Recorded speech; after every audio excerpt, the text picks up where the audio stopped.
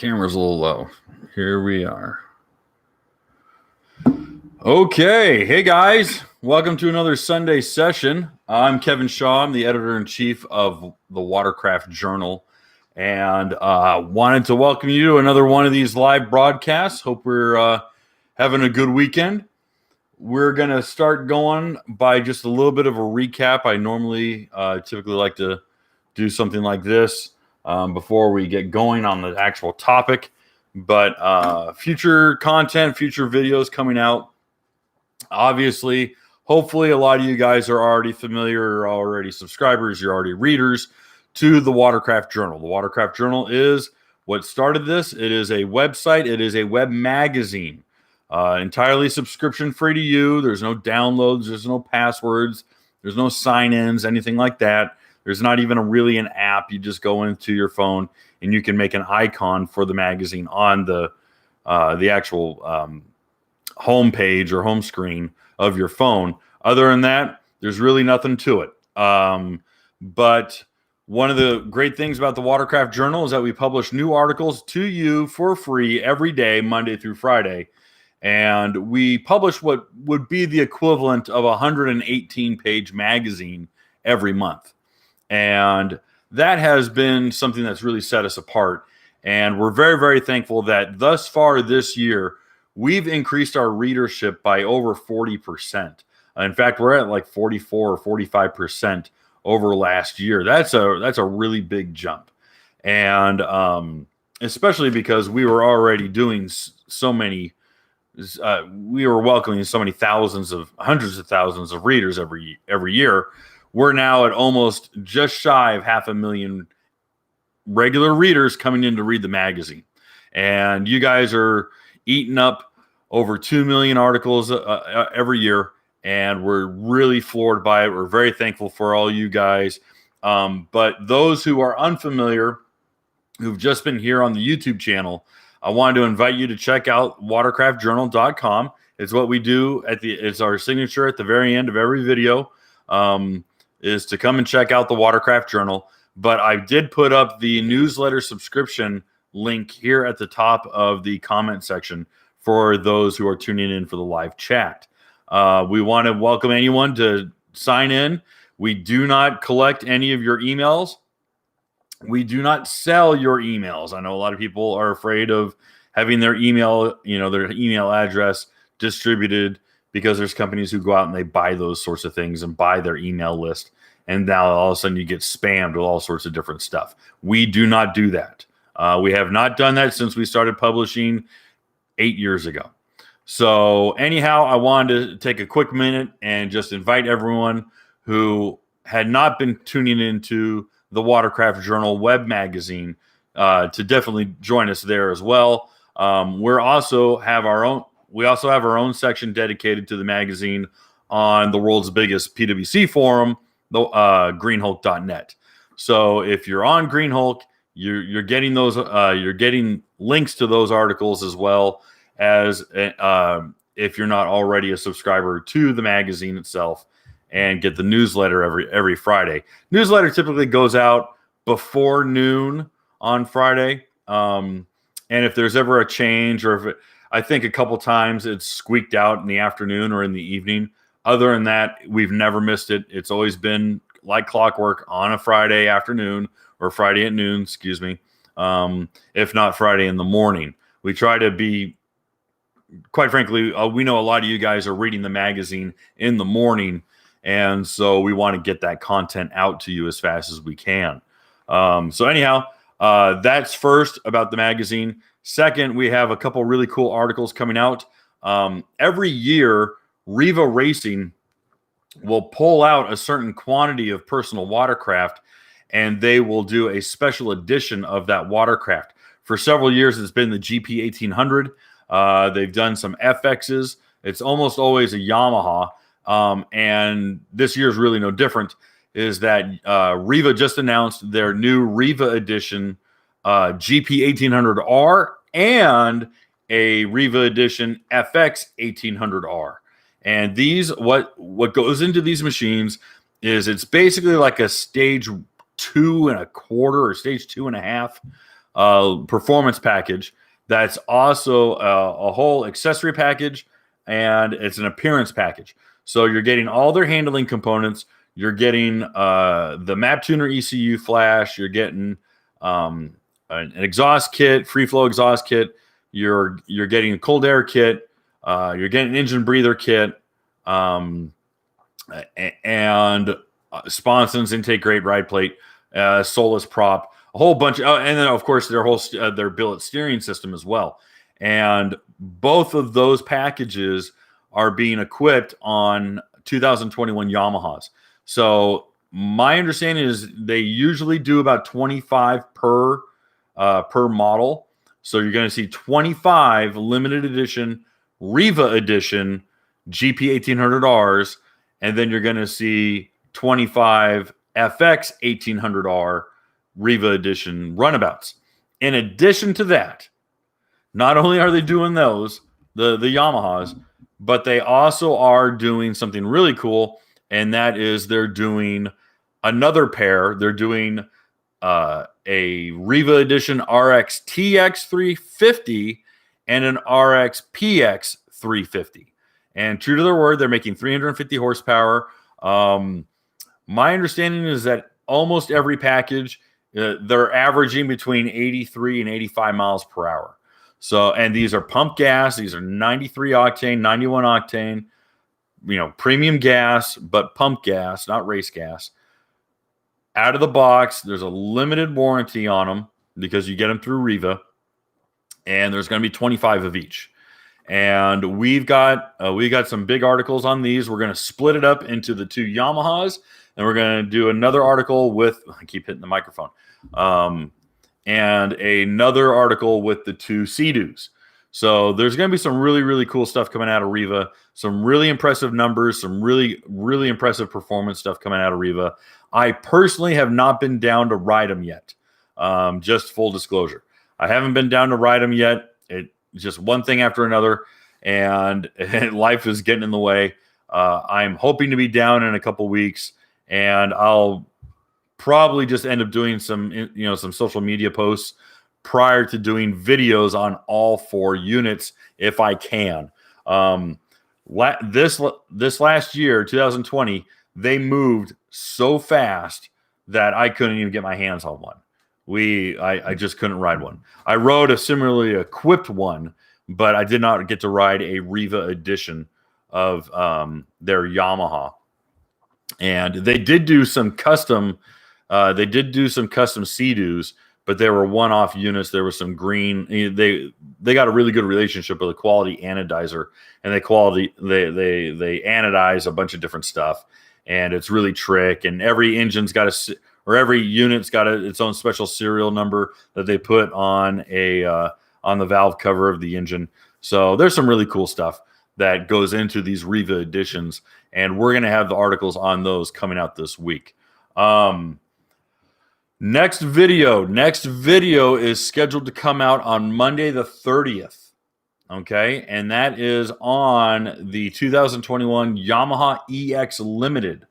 That will be out on Monday, and then hopefully within a week we're going to have a very short tech video on using a heat gun to restore plastics. There's a lot of information out there. A lot of people like to use, or like to throw out their 2 cents when it comes to how to restore plastics. We've gone through a lot of the restorative waxes, a lot of the restorative lotions, and different treating chemicals. They help if it's not very far gone, but unfortunately we find that most often if you see a lot of sun damage, a lot of sun bleaching on black plastics, the best way is to use a heat gun. Now, here's the problem. You can melt your plastics. And when you do that, you're going to get a really, really high gloss that's not even. And it also changes a lot of the texturing of the plastic. We're going to give you all the tips. We're going to show you what to do. We're going to give you some technique when it comes to restoring your plastics. And we use a Sea-Doo to to illustrate how we do this, but you can get a really nice near showroom quality gloss plastic result. I should say a near showroom quality result out of your plastics, using these techniques. And we did our treatments over a month ago, and it still looks the same, like it hasn't faded at all. So we're very happy with that. We did a lot of research to make sure that we were doing it right.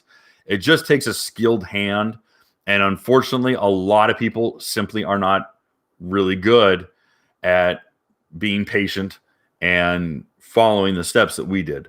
And when you go through the right steps, you're going to get a really high quality result. So that is another video coming out. And one last thing is that unfortunately, it is all but guaranteed that our auxiliary gas tank system that we were hoping to have in time for Black Friday is going to be pushed back a couple weeks. That's just the way production goes.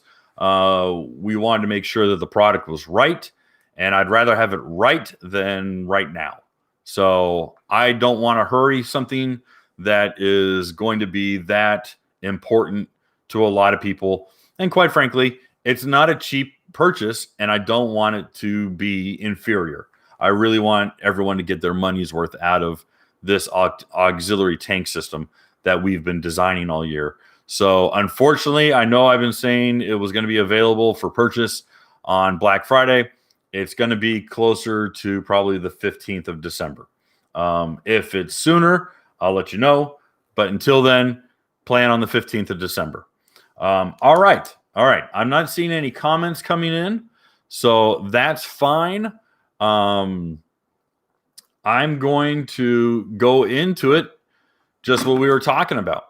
And a little bit of background is I grew up in Southern California. And one of the things that got really popular during the mid-90s was the Long Beach to Catalina offshore race. And that was really my introduction to offshore jet ski racing. And for those who are unfamiliar, and there's going to be a few of you guys who know all about this, but for those who are unfamiliar, what happens with the Long Beach to Catalina race is it's surprisingly easy on a map, because you come right out. Basically, the race starts at the fantail of the Queen Mary, which is a sister ship to the Titanic. It was made by the White Star Line. And the Queen Mary has been docked in Long Beach since like the early 1960s. And what happens is that you all pull out, they've got a flag boat, and they either fire off a starter pistol or they flag you off, and you take off in the inside of the breakwater. So it's pretty smooth water. And as soon as you make it out, and it's just a few hundred feet, you pop out of the breakwater, which is big stone breakwaters. It opens up right into the Pacific Ocean. And that Pacific Ocean can be some of the most temperamental water you've ever been on. Interestingly enough, it's also a shipping lane. So you're going to see a lot of container ship, a lot of oil tanker ship, tanker traffic and container ship traffic. And believe it or not, there have been races where you have to move around a giant boat because that container ship is sitting there.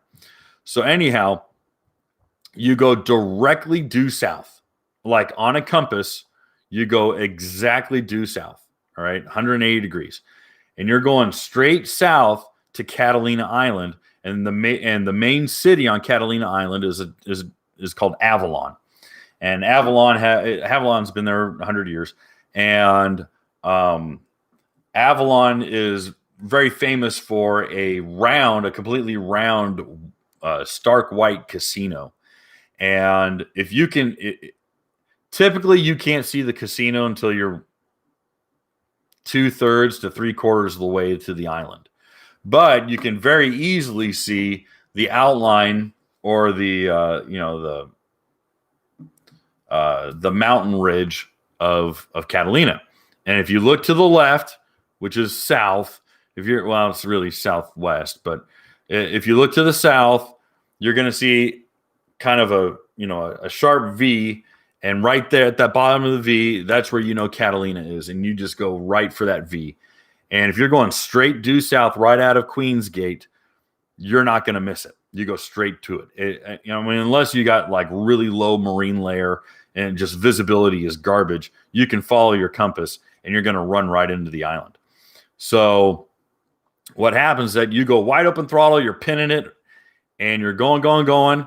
And what happens is that they would have a turn. Well, I'm going to say how I raced it. And that was that there was a turnboat there. And the turnboat either had like a big balloon or a flag or something like that waving. And you went around that turnboat. You slowed down so the guy could record your number and radio in your number. You turned right back around and you head due north. And it's almost exactly 0 degrees north.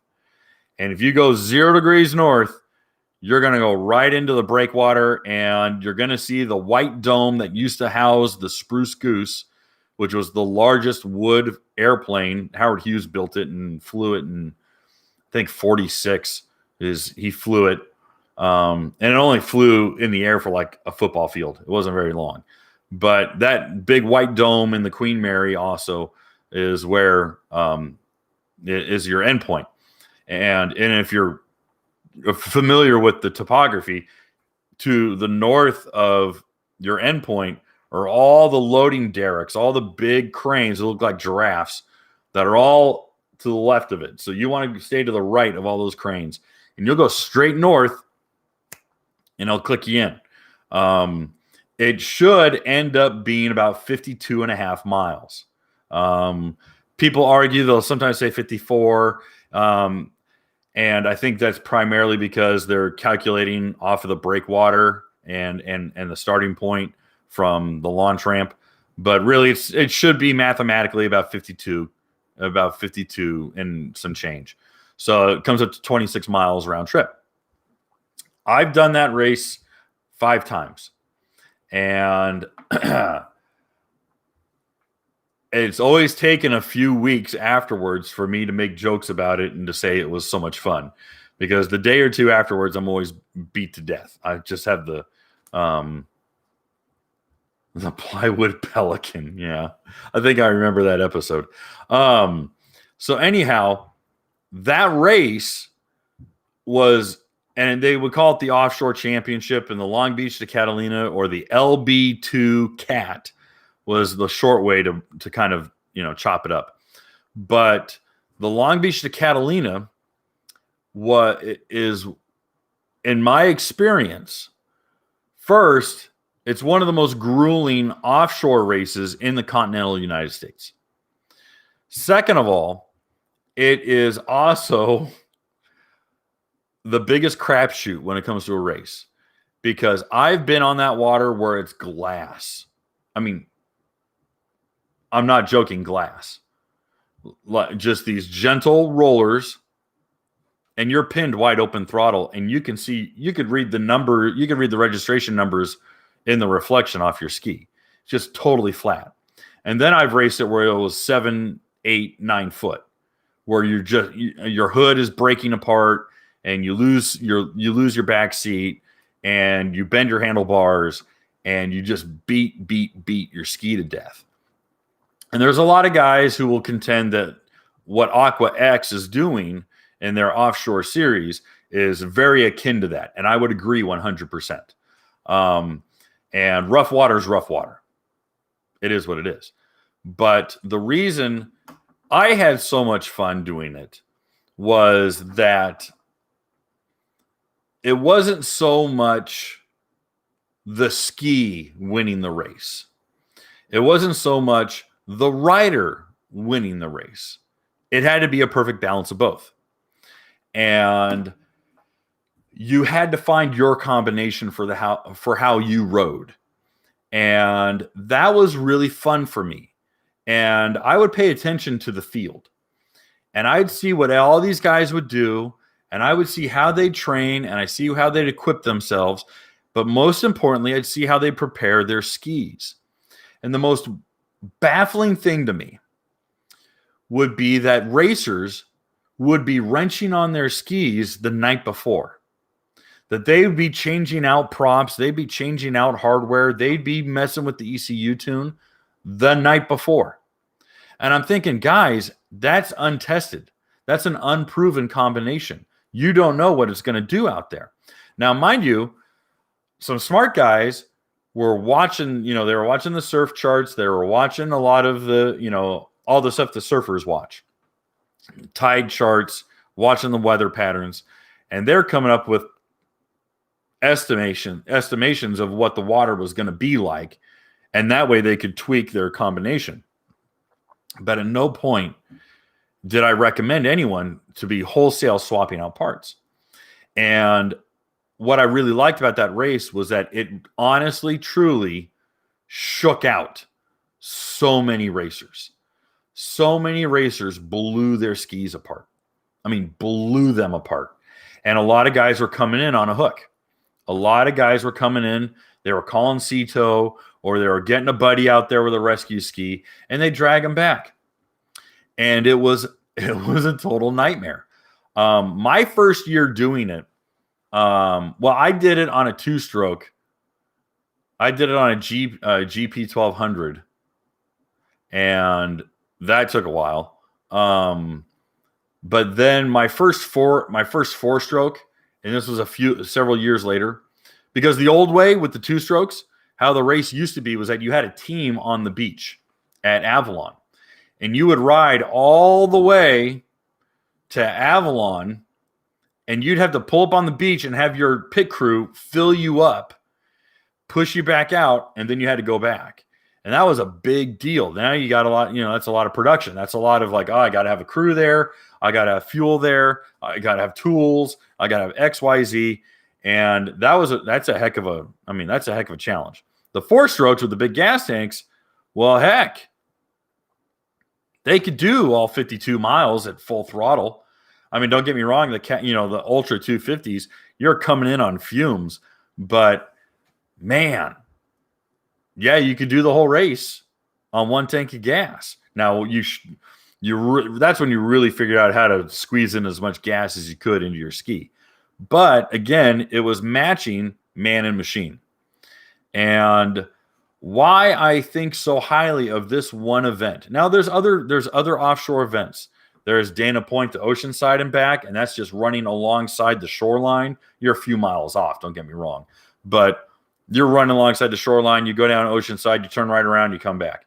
And it's like, okay, all right, and that was a little bit shorter. I think that's like I think it's less than 50 miles. I think it's like a 47 or 48 mile back and forth. So hopefully someone here can correct me on that one. But the Dana Point to Oceanside is a little shorter.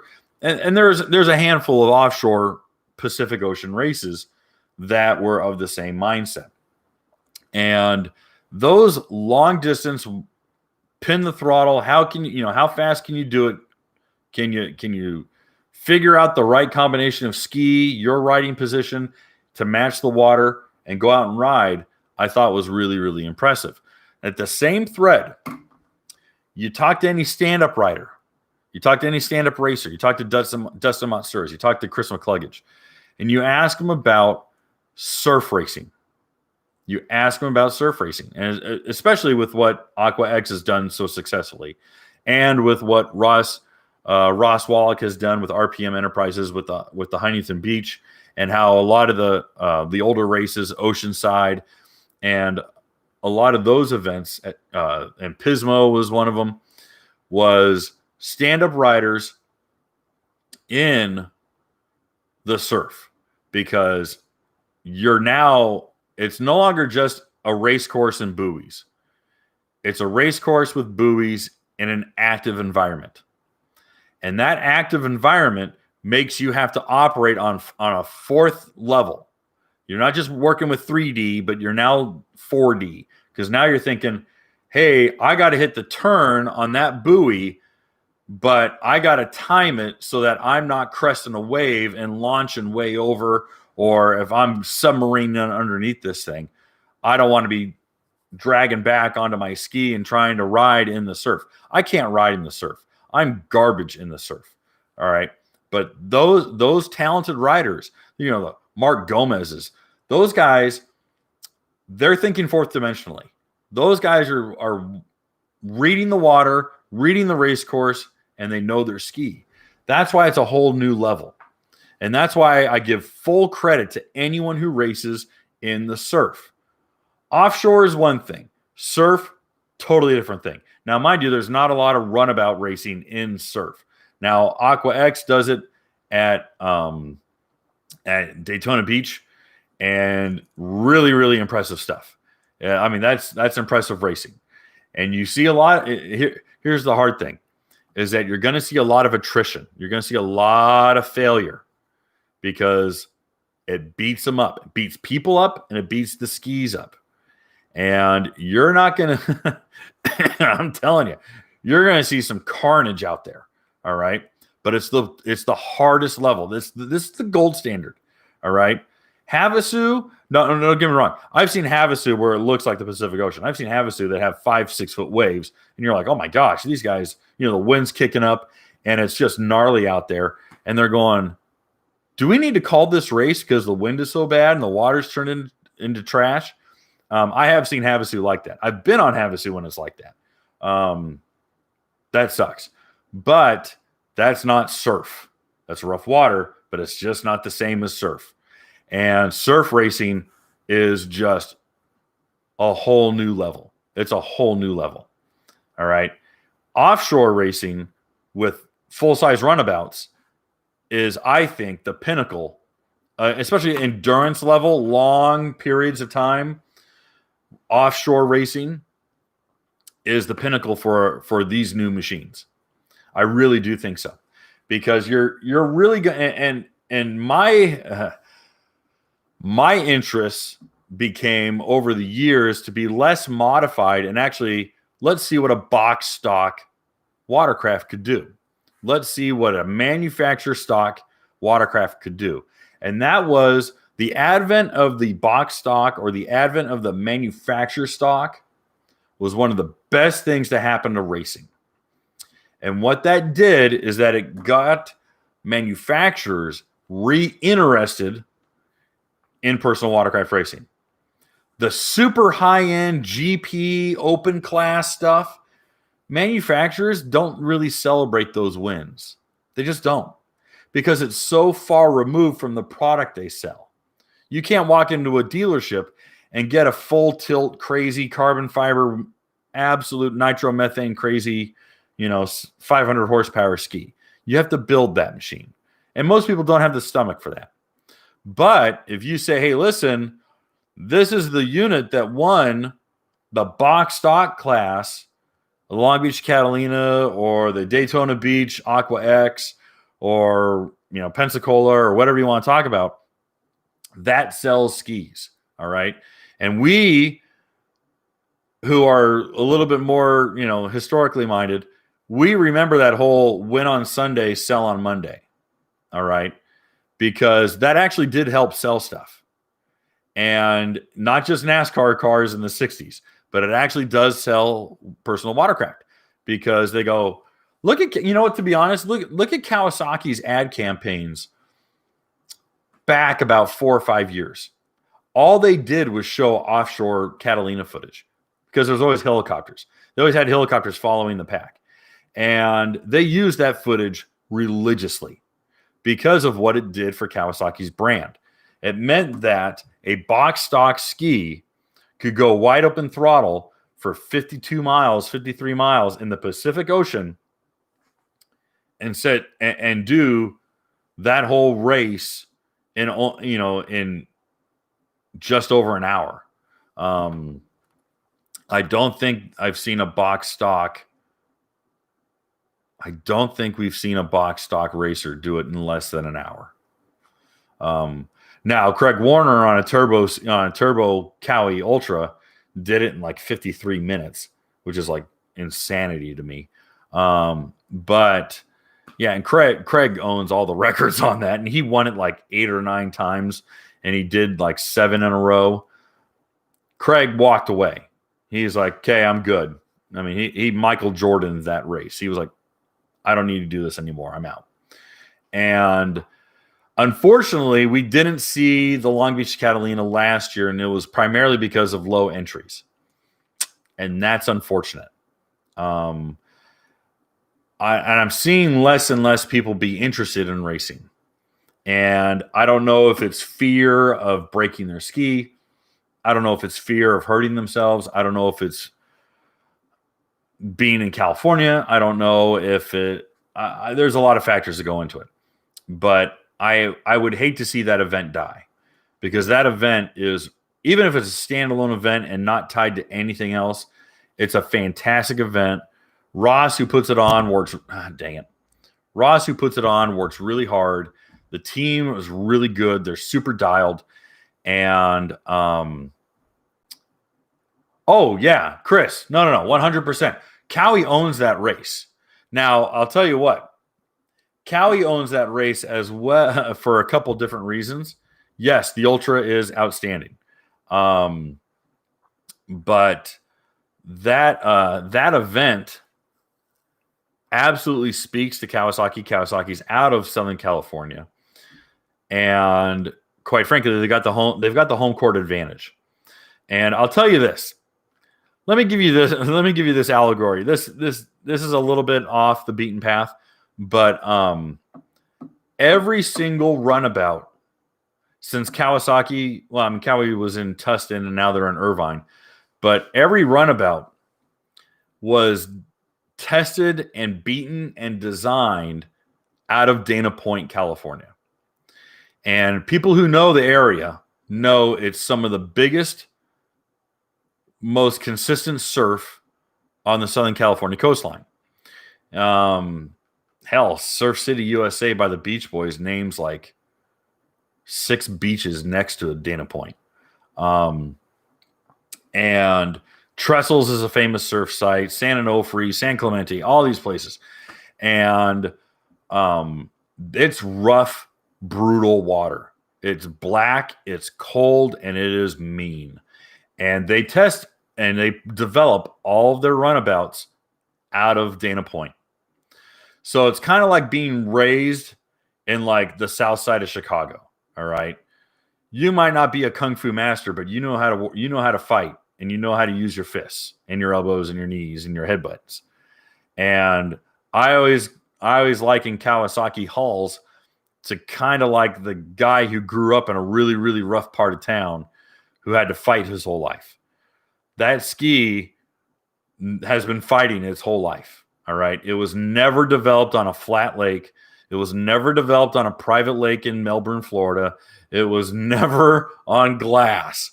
All right. That ski was born and raised in the roughest part of town, if you get my drift. All right. And that's why the Ultra, in my opinion, and the STX hull for that matter, do not need to change. The hulls don't need to change. But what needs to happen is that they need to offer a product that meets the demand of so many buyers. So I'm speaking very highly of Kawasaki in this manner because Cowie does own the Long Beach Catalina race as well as the Dana Point. The Yamaha has started to pull ahead because of Yamaha reliability, and they're lightweight, and you can get so much more speed out of them. Now, interestingly enough, Sea-Doo has a lot of wins in the Long Beach Catalina race. And I'm actually responsible for one of those. I'm actually kind of proud of myself. I rode in 2009. I rode a bright yellow 2009 RXT 255 IS. You remember those? All right. The full suspension deck. I rode one of those with a cracked sternum. I had cracked my sternum on Friday, and the race was on Sunday. And my dad had broken his leg earlier that year, and he came over, and I was in a bad way, but I was really upset because I'm like, I'm kind of on the hook. I got to race this, and I don't know how I can do it. And he slipped me, I want to say a Vicodin. Maybe it was I think it was a Vicodin. And I popped that and little less than an hour before the gun. And I rode fine. I was in a great mood. I hopped off that ski. I didn't feel a thing. And I was like, this is great. And I got first in my class and top 10 overall. And I didn't have a GPS. I was a space cadet. I left half my gear in the truck. And I did that race. My wife met me on the deck. She goes, how do you feel? I'm like, I feel great. And I came off, they hitched me up, and I got on the trailer, and I'm like, hey, this is great. And so I got to tell you, as much as people gave the IS grief when people were giving the Sea-Doo IS a lot of grief, I said, man, I like the IS. I thought it was fantastic. Now, mind you, you want to see how quickly something can break, take it offshore. You want to see how quickly a part can break, take it offshore. You really want to beat on a ski, take it offshore. Now, I know Sea-Doo takes a lot of their skis offshore, and they go around like Monster Hole. Sorry. No, is it Hull? Monster Hull, right? You guys have to correct me. But, it's a big surf area. It gets kind of rough out there. They come out of Jupiter Inlet a little further south and do a lot of riding there. And they're beating on their skis. And the more the merrier, the better, the rougher the better. But I got to tell you, there's going to be few that can really hold a candle to that Ultra when it comes to just beating on it. And that's just personal opinion because I raced that race red to and then the green. Okay, I've raced it on Cowies 4 times. I did it on a Honda, on a F15X turbo. I like the Honda. The Honda was a neat hull. The Honda 15 was a really neat hull. They actually did their homework on that hull. It was basically if you took the front of the Ultra and the planing surface of the then FX, what would be the SHO, and it was a really good hybrid of the two. I actually was very fond of the Honda. The only thing I didn't like about the Honda was how low the steering was. Cliff, I might do that. I kind of want to do a separate video on that one just because I got a bunch of fun stories about that. So anyway, a lot of people come to me and they ask, well, how is it in the rough? And whatever ski it is, how is that ski in the rough? How is it in rough water? How stable is it? And I go, you're asking the wrong questions. And they go, well, what do you mean I'm asking the wrong questions? How stable is it? I go, well, what do you mean? No, Honda did not use a Polaris hull at all. Not in the 15. And the R, which is the R12, was a little 2-seater. That was their design too. The F12, that was a 3-seater. That was theirs. So I don't think Polaris had anything to do with Honda's development on that one. But what I do know is that they still have the mold for the 15F hull. Probably not going to do anything with it, but they still have the mold for it, from what I've been told. But that was probably about 6 years ago.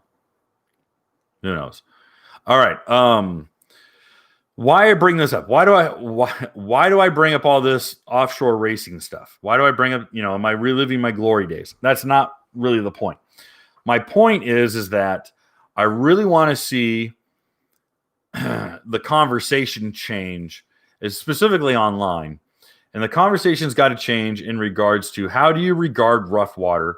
And I know we talked about hull design and going into rough water and what do hulls do in rough water, but the barometer scale has to change, because in my opinion, when someone asks me how is it in rough water, I immediately extrapolate to rough open ocean, like brutal open ocean. You're not finding a pattern, or the pattern is really sporadic, and you're really having to modify how you ride. You're having to change where your placement is. There's a lot to it. So when someone says, "Oh man, it's great in the rough," I have to question what rough water. Where are you? Was it windy on the lake? Were you in the ocean? Were you on a big open lake? Were you out in Lake Michigan where that can sink container ships? I mean, where were you? And what were you riding? How were the water conditions? So my scale is very, very different. When people say to me, how is it in the rough? It's a long answer. And that's not what people want. That's not the sales floor answer. The sales floor answer is, oh, it's great. Does this. It's not so great. It does that. I can't do that. And so often I see people who do not change their riding position or riding style given the water conditions. If it's glass and you're cruising at 45 miles an hour, sit down, put your feet forward, lean back, relax. But if you're really banging it out and it's rough, you need to stand up. You need to get your feet underneath your shoulders. You need to bend your knees, keep your back straight, and get your shoulders up over the bars. Oh, okay. I mean, there's so much to it. There's so much to it. And especially because every hull is different. Skis have different weight distribution. They might be heavier on the nose. They might be lighter on the nose. They might favor the tail. So again, it just goes into what's your style of riding? What's your intent? How athletic are you? That's ultimately my answer to most people who go, well, what's it like? I can't tell you what it's like because you might not have a clue. You might not have a clue on how to ride. You might be a 40-year veteran of riding, and I don't have to tell you anything. That's fine. In fact, most people who've got 40 years under their belt, they don't care what I have to say. And God bless them. They shouldn't have to care what I have to say. Most of the time, it's for folks who are, which would you choose for rough water now? RXPX or RXTX? Neither. Neither.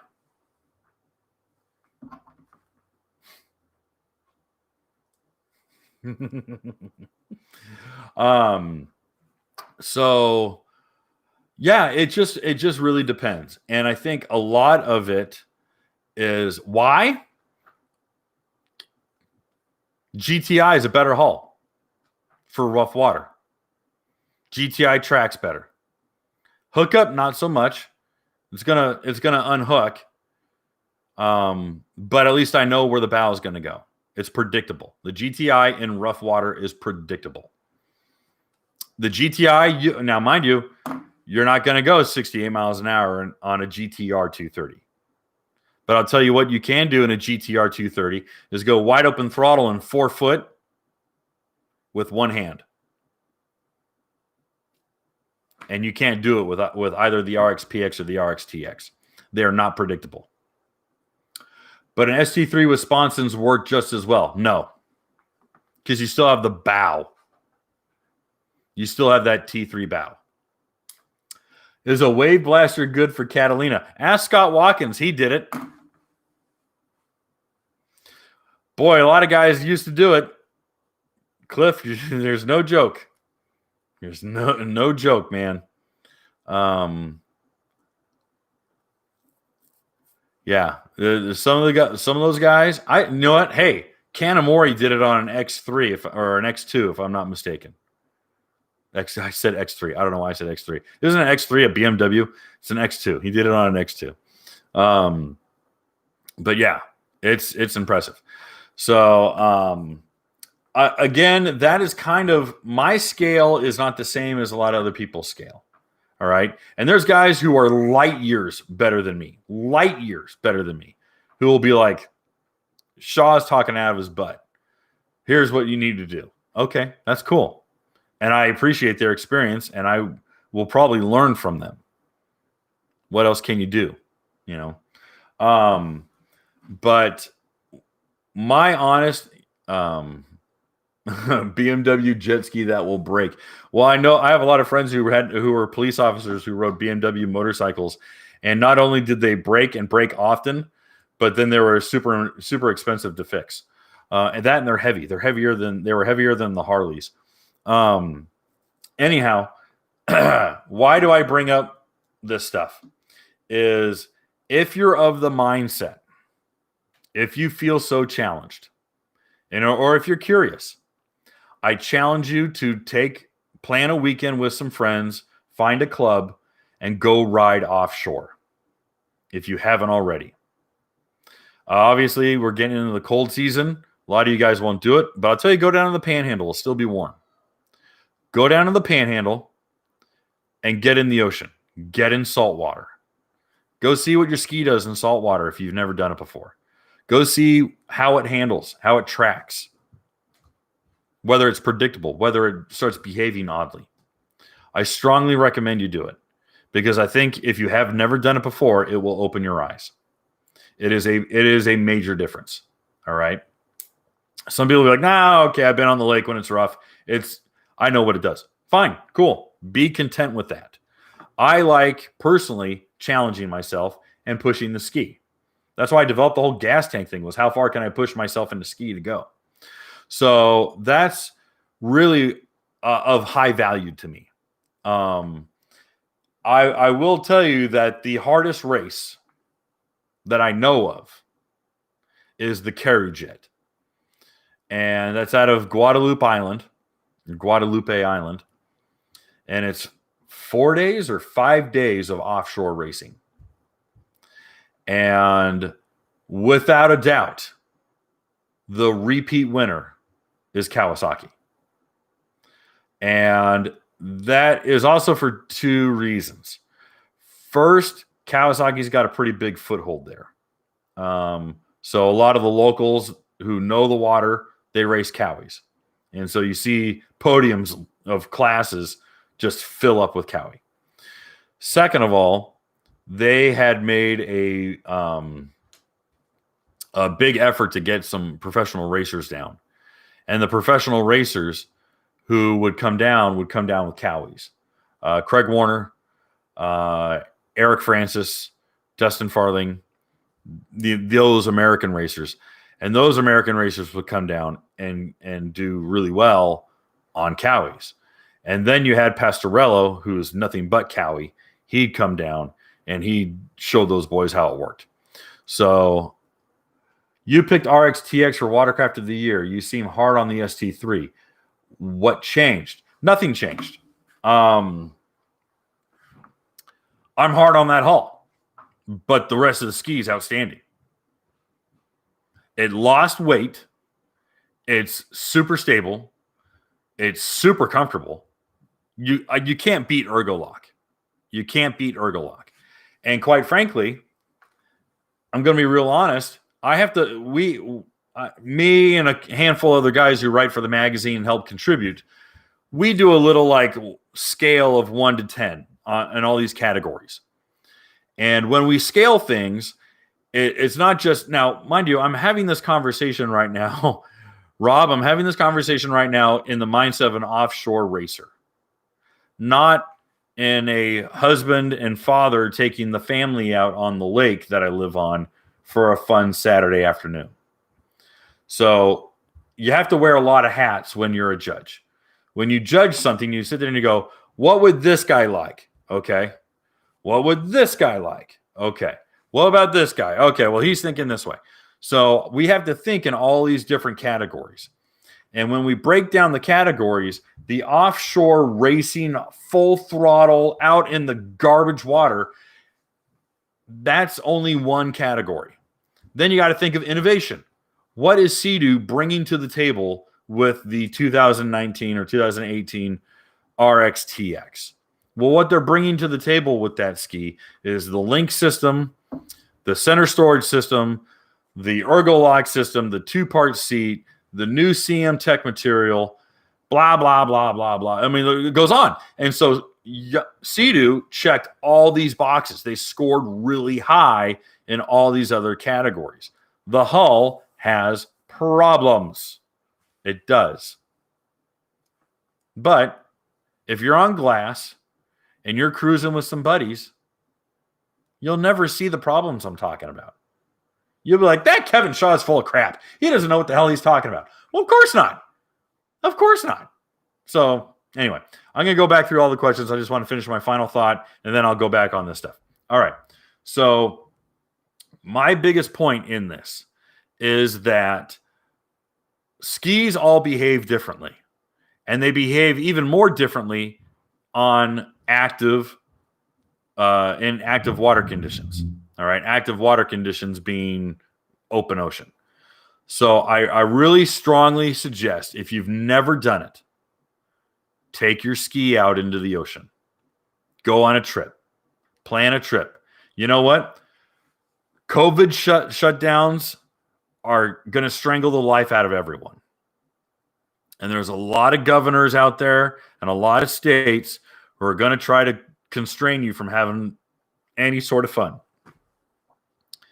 I strongly recommend finding some warm water and a warm piece of, a warm piece of sand, and convincing the wife, we're going to go, let's have Christmas in the Panhandle. Let's go to Savannah, Georgia for Christmas or New Year's or whatever. Let's go somewhere warm. All right. I think of the Jimmy Buffett song.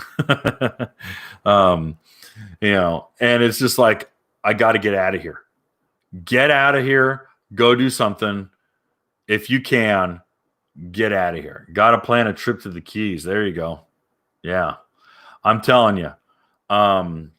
Take the opportunity to take your favorite ski and your favorite person down to somewhere warm and have a Jimmy Buffett Christmas. Because first, the water is going to be fine. They're not having any really crazy, hurricane season's over. You're not going to get any real wild swells that I can really think of. I mean, maybe some of the Florida guys will be able to tell you where there's some rough water. But besides that, just go try a new environment and see how your ski behaves in the water. Because I'm going to tell you right now, you might love it on glass. You might be like, this is the best thing I've ever bought. I am so happy. And the minute you put it out in rough water, you'd be like, I want to pull the drain plugs in the middle of the ocean and watch this thing sink. So that's kind of what I'm talking about when it comes to ocean riding and really revealing the hull behavior of the ski, the durability of the ski, and then how you ride. It's a whole different creature. Okay, let's go through some questions, guys. That's really the notes that I had for today. It wasn't real technical. It was more, anecdotal, but I just wanted to bring that up. Okay, let's see here. Love the STX ride video with the tank system. Looked like a lot of fun. Guys, I will be hosting a ride probably in spring doing that. If you guys want to travel, I will put hotels up. You can join me for one of these rides. Especially, you're going to want the extra fuel because I ain't stopping for you. But would love to do it. Okay, kind of off topic. But how much horsepower do these freestyle stand-ups have? Those guys are unbelievable. Oh, well, one of the nice things about it is it's not so much horsepower. It's power to weight ratio. They weigh nothing. They're carbon fiber and billet aluminum. And those motors are not real. It's the torque curve. It's the torque curve and the prop pitch that's getting those dudes out of the water. Now, don't get me wrong. They got good horsepower. There's guys who are making $150, and they're wringing the hell out of those things.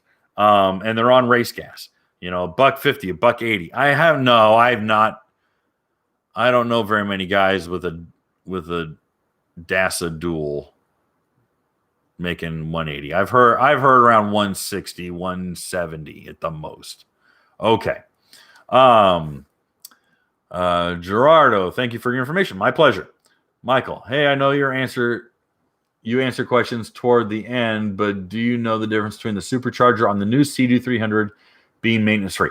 2018 is when they came up with their quote-unquote maintenance-free supercharger. And really what that meant was that superchargers on Sea-Doos previously to 2018, the clutch packs, the clutch and steels, the clutch packs that, the gear drive on the end would engage to the clutch pack and would turn the drive, and that would turn okay. So those required a lot of rebuild. They required a lot of rebuild service. The new superchargers surprisingly aren't that much different, except that the clutch packs are sealed. Okay. And what is difficult is that clutches do slip and they do burn up. They haven't changed. I mean, they're better materials and it's a different design. But anyone who says, hey, I'm doing a restoration service on this, and they're not checking certain boxes, they're doing a sloppy job, and I wouldn't trust that supercharger. Now, I know firsthand that Jerry Gaddis was looking into doing supercharger rebuild service. I keep saying surface. Rebuild service on the new 2018 and up superchargers. But that required him actually manufacturing some unique parts because some stuff just isn't available for Sea-Doo. They want to replace the whole supercharger, not have you rebuild it. So I don't have any answers in regards to getting your supercharger serviced, but I do know that it's a minor difference in regards to how the clutch pack is actually contained versus just the clutches all lined up and packed in there versus a sealed clutch pack. Also, does the sponsons really help on the ST3? Yes. The sponsons are dramatic. The Riva sponsons are dramatic. And the reason the Riva sponsons are a dramatic improvement. It's not a silver bullet. It's not 100%, but they're a dramatic improvement. Is not because of drag. All right. That's who am I thinking of? Works and other guys, they put a big, giant, massive blade, like here's the bottom of my keyboard. It says giant plate. And it's all this running surface. Okay. And they're like, hey, here's our sponson. Well, that's just a lot of drag. And what that drag does is it's slowing down the ski and it's causing all this bite. All right. There's guys who are like, I swear by the Works sponsons. It's because you haven't tried the other ones. And the reason why the other ones are more important or a superior design, and more importantly, is that the Riva Pro Series sponsons change the pivot point on the ski. You need to go to the magazine, type in pivot point, and you'll learn all about it. I'm not going to waste if I talk pivot point, we'll be here for another hour and a half, and I'm too tired for that. But yeah, the new sponsons change the pivot point of the ski, and that's been the most important thing for the ST3. Now, the ST3 with the Pro Series sponsons typically set at 3 or 4, 5, but 4 is the sweet spot for me for just regular casual riding. Was on the 4th level because there's 5 levels of adjustment. Go to number 4. And the new top loader intake rate.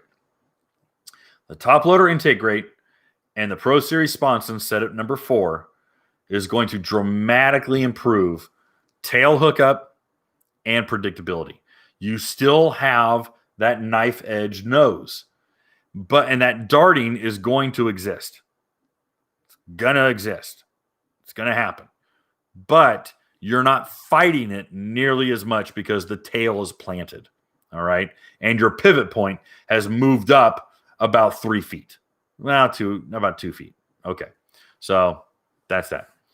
All righty. Let's see here. What 4-stroke were you riding on these races? FZRs and Cowie 250s. Never rode the FZR. Yeah, offshore. Nope. Actually, not a lot of people rode the FZRs offshore. The FZR had the FZR was too progressive of a chine, and it would roll. It'd roll too much. It's great for buoy course and stellar for top speed on glass, but it was too gentle of a hull. And the offshore guys said, "Man, it doesn't feel right. It didn't feel good." They actually preferred the FXs, but I was primarily on ultras. I rode Ultra 250. I built the 250 into a quasi 300. And then I rode a 260. And then I rode Sea-Doos. Told you I rode the Honda. I rode the Sea-Doo. I only rode the Sea-Doo once, and that was the RXT IS 255. I did the Honda F15X, and then I did. It must have been 2014, or was it 15? 2015. I did the Ultra 310, and to be honest, I'd rather do it on a naturally aspirated Ultra because I don't have the stones to just completely pin it, especially in rough water. You pin an Ultra like that, it's violent, especially in rough water. It's a violent damn ski. It's violent. It is just a freaking attack dog unchained. But yeah, I rode primarily Cowies, and then I rode a Sea-Doo and an Ultra, or Sea-Doo and a Honda. Excuse me. All right. Cowies always lean to left. Not true. Not true. Why does Cowie win all the time? Talk about the hull design. Never said Cowie was bad. It's heavy. That's why it's great in chop, but slows you down. Correct. It's got more drag. It's got more wetted surface. It also absorbs more impact. The Sea-Doos and the Yamahas are skidding across the water, and in really, really rough conditions, that can cost you. Well, it can cost you your ACL. Just ask Mark Gerner. Racing a Catalina, is there a point you can't see any land? Yes, depending on the. You know what? I've raced it where you could see the casino and the apartments from Long Beach. And I've been there where you don't see the island until you almost run into it. So you got to have navigation equipment, GPS, a plot charter. There's guys who have extravagant GPS systems. You typically don't need all that stuff. All right. Tell us about developing that. Okay. Yeah. I we'll do Honda on another one. If Honda made a comeback, would they sell them? Honda is going to be the last to the party. Polaris will be first because Polaris bought a bunch of boat manufacturers and they're getting into the pontoon boat and the sport boat business. And what that purchase did is that immediately gave Polaris a marine dealer network. They bought a dealer network. So that really opens up Polaris to new watercraft. All right. Rough water is fun on a Sea-Doo SC3, standing bars up high. Rough for me means 3 foot max. Yeah, that's windy in the afternoon on the lake. Okay. This topic is so hard to define. The ocean is such a dynamic environment. Correct. Plus you add cross chop following the sea. Oh, 100%. And that's why I frankly feel that it is the greatest challenge. Time to grab a tiger shark off Craigslist and head to Catalina. Woo! No, thank you. All right. Always wanted to do it. Do it. Yeah, wouldn't want to do that solo. You could get in some serious trouble. I did the Catalina. I've done runs to Catalina with I did it with a buddy of mine who hadn't been on a jet ski in 10 years. And we did it in monster swells to the point that we got halfway across and we were almost out of fuel. And I'm like, this is a terrible mistake. We've screwed up amazingly. But thankfully, we found the Catalina Cruiser, which is the ferry going back and forth. And we just pulled into its wake and just hung out and followed the whitewash all the way to the island. All right. A lot of, whoops. A lot of people I know cannot understand the self-challenge aspect of different condition riding. Sometimes it hurts. Of course it does. What are you going to do? Die in a couch? No. I mean, what's the whole saying? It's like, he who dies with the most scars wins.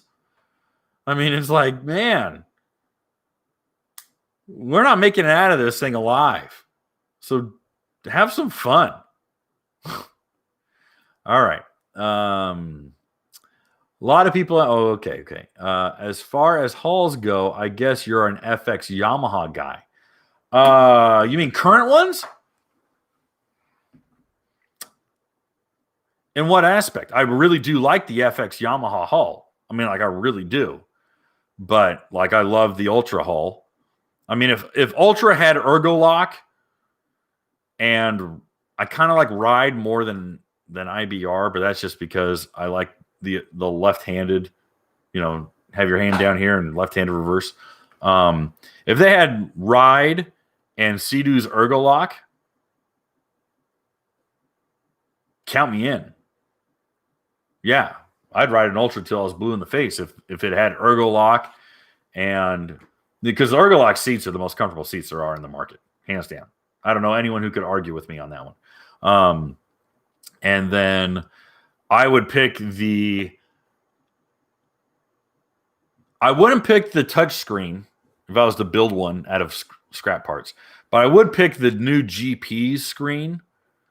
But I like Sea-Doo's sound system better, the BRP sound system. But I want Yamaha's ride system. That's how I'd Frankenstein a ski. I like Link too. Put Link on the back. That's my fix. Give me the Cowie gas tank, the Cowie hull, and the Cowie storage bin. The Cowie storage bin, you can put like 3 midgets in the front of that thing. It is huge. It is massive. But I want that big gas tank. Yeah. And I know midgets is not a politically correct term. I should say little people. I apologize. All right. Love my FZS, but yeah, never been on the Salt. Lake of the Ozarks holiday weekends are crazy.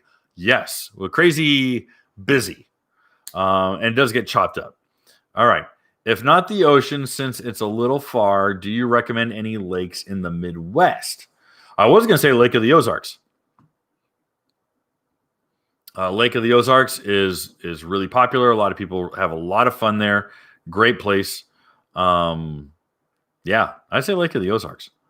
Let's see here. If not the okay. Nope, you ain't crazy about the RXTX hull, but as a rider who got a lot of years on different Sea-Doos, yeah, kind of get used to it. Well, you get used to everything. There's people who live.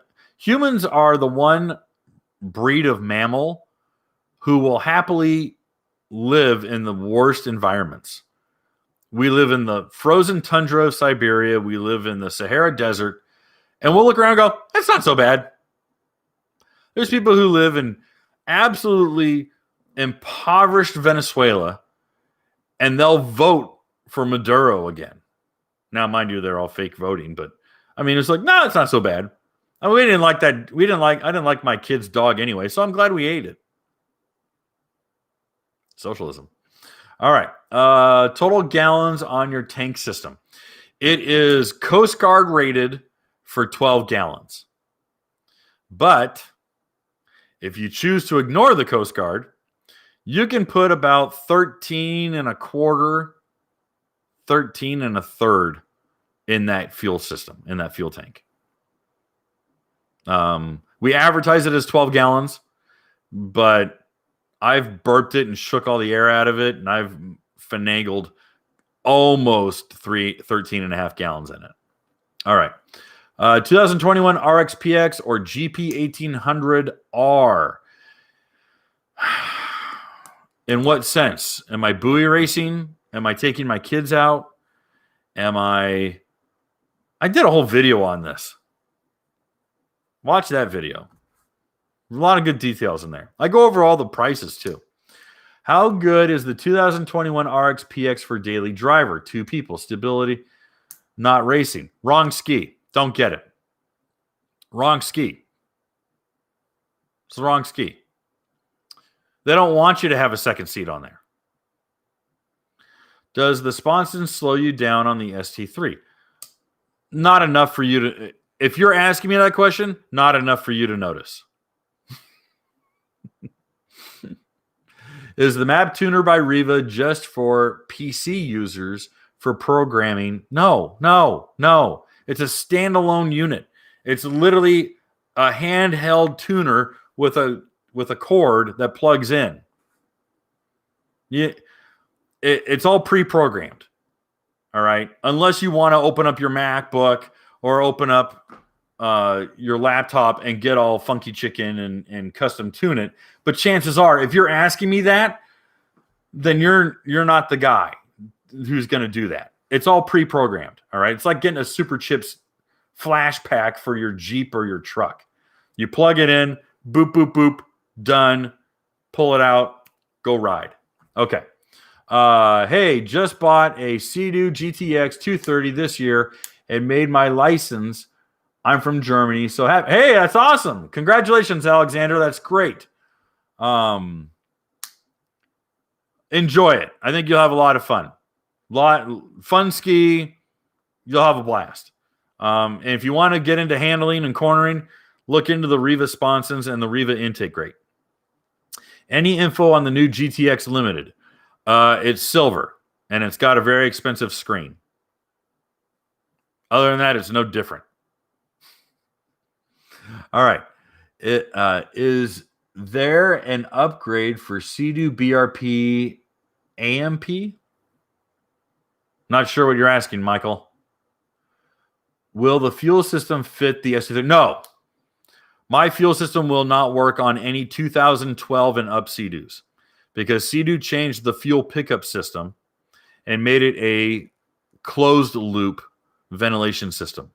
Without you ripping your ski apart and drilling into your gas tank or your fuel filler, it will not work. And I do not want anyone modifying their factory fuel system. My kit is not designed for that. All right. How much is the fuel system? We haven't announced pricing yet. Maduro would win an election against Jesus Christ with their voting machines. Guess what, Scott? There are voting machines too. Do you have any ski decal website recommendations? Oh, like custom decals? IDP. Casey Malden at IDP. Stuff's the best, and it fits, and it works, and it's nice, and it's UV resistant. So yeah, IDP. All right. IDP graphics. All right. Speaking on just the pump, who makes the best? SCATRAC. Reliability and ease of maintenance. SCATRAC. They stand behind their pumps. I know you mean factory, but I'm being a smart ass, and I'm going to say SCATRAC. Plus, Michelle's a friend. All right. In your opinion, why haven't we seen a turbo spark yet? Money. Money, money, money, money, money, money, money. Always follow the money. Money. Money makes the world go round. All right. Sound system amp.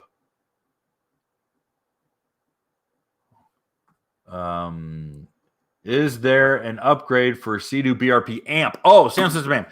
I don't think they have one. I don't think so. I don't think they have an amp.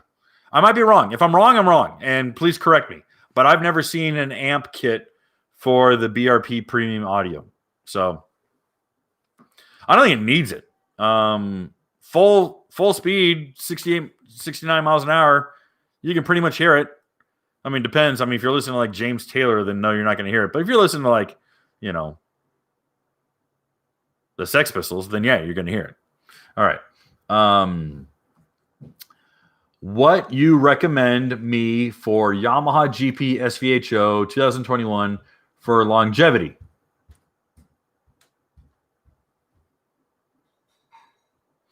Stay up on your service. Don't ever ride the ski in shallow water or up a beach. I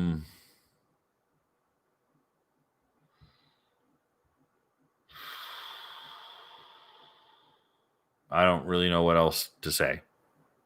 BRP sound system upgraded amplifier. Yeah, I don't know if they have an upgrade amplifier. I've never heard of one. Open or closed loop cooling. Does it matter? Oh, okay. Well, I'll tell you what.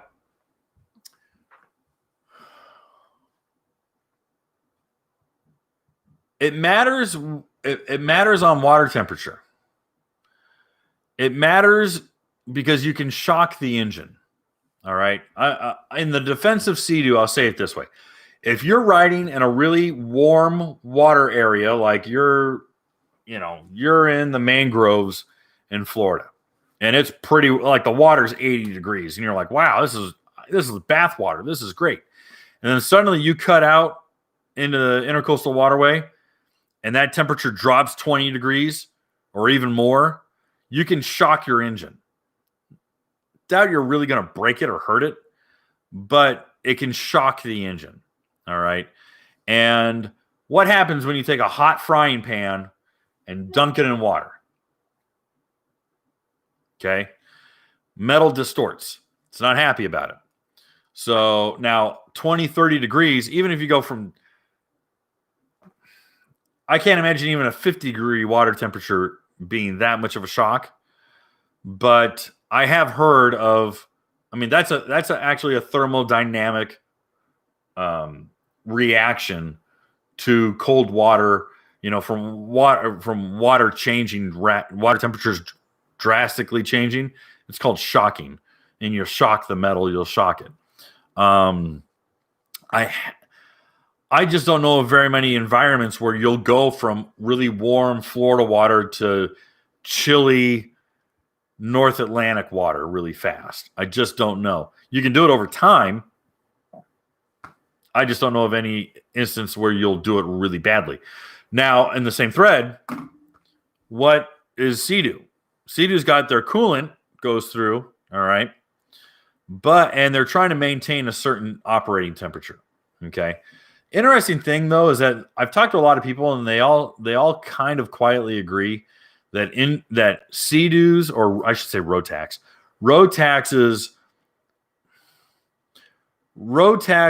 internal operating temperature is a little bit higher than optimal.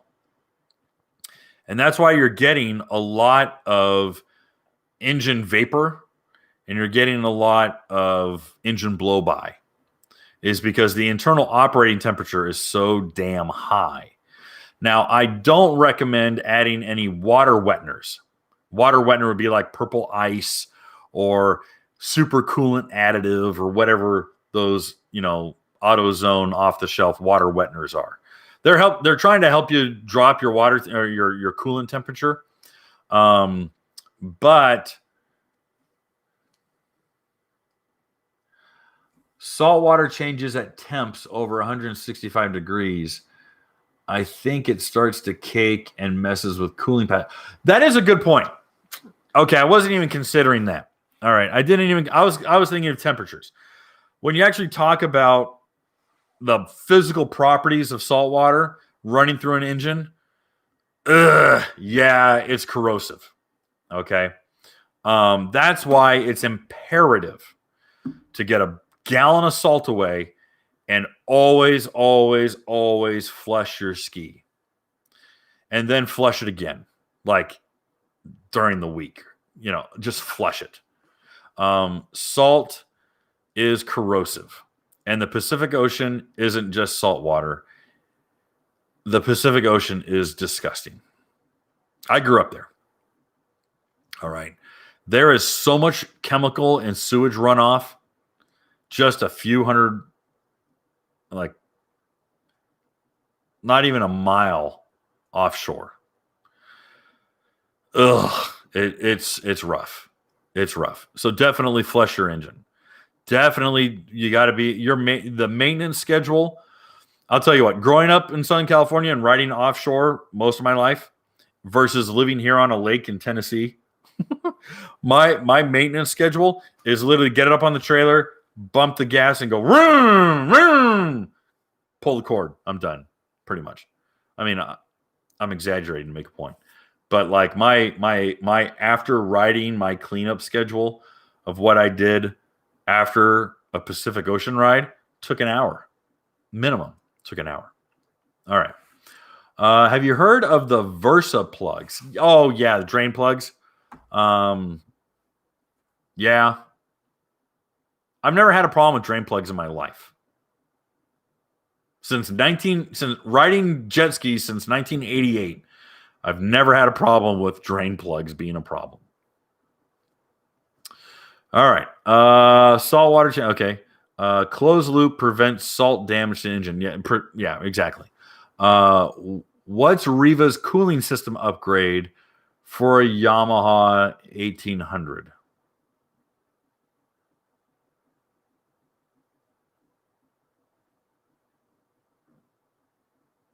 Huh. What is it? I don't even know. There's the air cooling. I mean, there's the cold air kit. That's the cold air kit. But for the new 1800s, there's a new.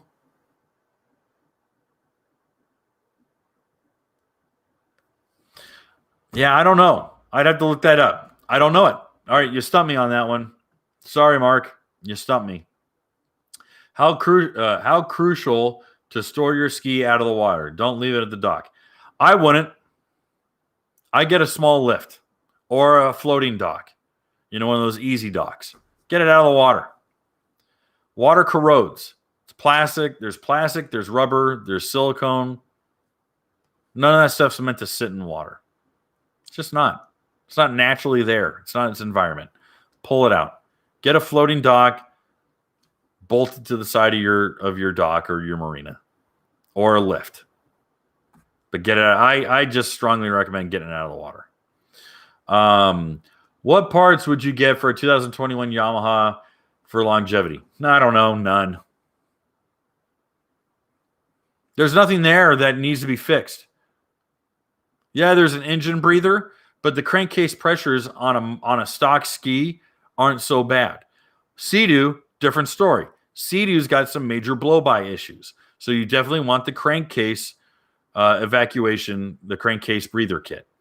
And it's what, $45? Put it on. Yeah. I figured the VersaPlug would be good if the carbon seal started leaking. No.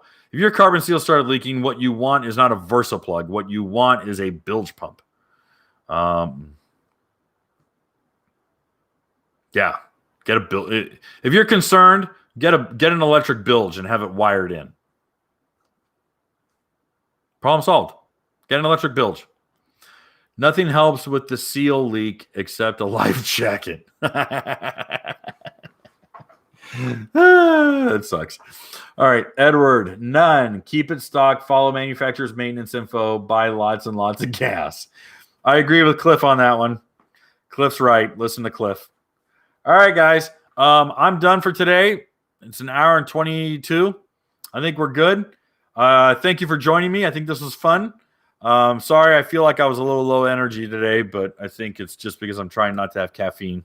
I've been over caffeinated for a while. Let's see. We will have new video on Monday the 30th, but we'll have another one of these YouTube lives, and we will have another week where we'll be publishing all week long. So for you guys in the States, for the Yanks, there will be a new article on Thanksgiving, just because so many of our readers are international. So there will be 5 articles this week. So again, sign up for the newsletter. Don't miss a thing. Guys, hope you take care. Break the rules and have family over. Celebrate Thanksgiving. Be grateful. Give thanks. Have a spirit of gratitude is the winning attitude. All right. We'll talk to you soon.